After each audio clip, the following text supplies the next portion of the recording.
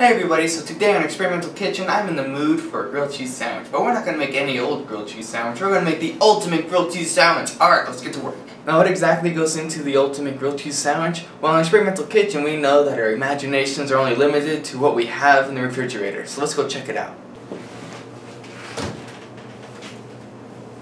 Looks like we got some lunch meat, some cheese, we have some more cheese down here, some eggs, and some sausage. Well, I think with all that stuff, we should be able to make what I want to make, so let's get to work. Alright, so you want to start by heating up your pan, so go ahead and turn your stove top to high to get your pan heated up real fast. Throw a couple of sausages on there, and then start squishing up your sausages. And you just want to squish them up so that way you don't have 3 big old sausages in your sandwich. So keep on squishing it around until it looks something like this. And you're going to want to keep on moving it around, or else then it'll start burning. You might want to turn your heat down as well. Next step is to crack a couple eggs in there. It's good to crack them against a flat surface so that way you don't get all kinds of shells in your egg. And I like to crack it with one hand because it makes it feel cool. So just keep on stirring those around, make sure they don't get burnt. You know, this is good. You might want to turn your heat down like halfway so that way they don't burn your eggs at all. The burnt egg smells disgusting. After a while, it should look something like this. Alright, your next step is to grease up this bowl right here. I'll tell you why you grease up this bowl later, but for right now we're just going to grease it up and start pouring everything into this bowl. Now you're probably wondering, what about the cheese and the grilled cheese sandwich? Well, that part's coming up right now. Alright, so for the cheese, you just want to cut up the cheese into little pieces. This cheese looks like it's moving around a little too much, it's getting stuck to the knife, and that's just, it's not good. Like, I'm about to cut myself here. Alright, but I got a better idea than this. Okay, let's get our cheese and just roll it up. Roll it nice and tight, and then try cutting this up here. Yep, and you see that works way better. So when you're cutting American cheese, roll it up first.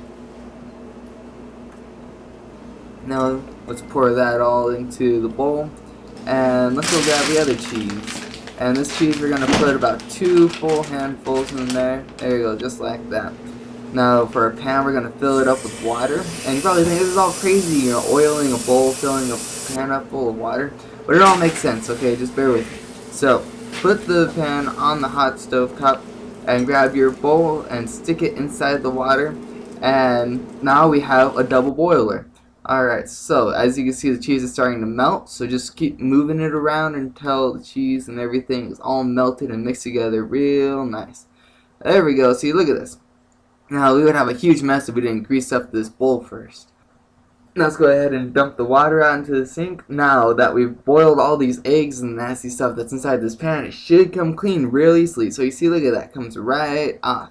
Now, this saves lots of time for cleaning later on.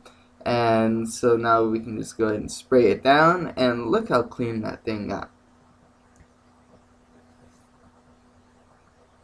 Alright, so I just found out we don't have any butter, so now it's time to experiment with other things. So let's get creative with vegetable oil. Alright, so what I'm going to do here is I'm going to pour the vegetable oil out onto this paper towel, and I'm just going to rub it all over the bread. Now, I like to grease up both sides of the bread, so that way I can toast both sides of the bread. The reason why I like to toast both sides of the bread is so that way on the inside it doesn't get all soggy from the stuff that you put in there. So now we put it on there, we toasted one side, and we're putting the cheese, sausage, egg stuff on there. And we gotta make sure you squish it and spread it all around so that way you can get the same amount in every single bite and it tastes awesome. Now, it looks like my bread is burning already. Okay, I accidentally put it on high heat, and so now the pan's really, really hot.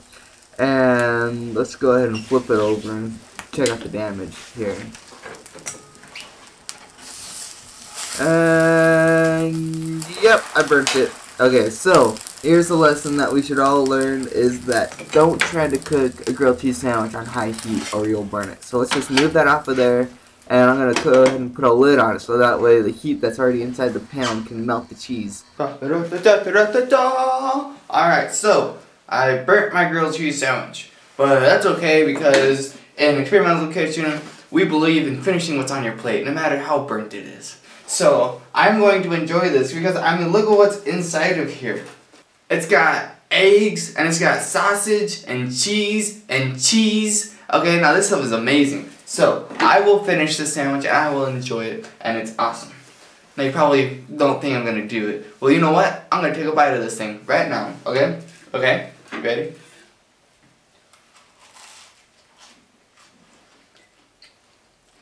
You know what? That is actually really good. I've never had burnt Hawaiian sweetbread before, but it's actually got a really good flavor to it. It doesn't really even taste like it's burnt that much. So, I will continue to eat this sandwich, and I will see you next time on Experimental Kitchen.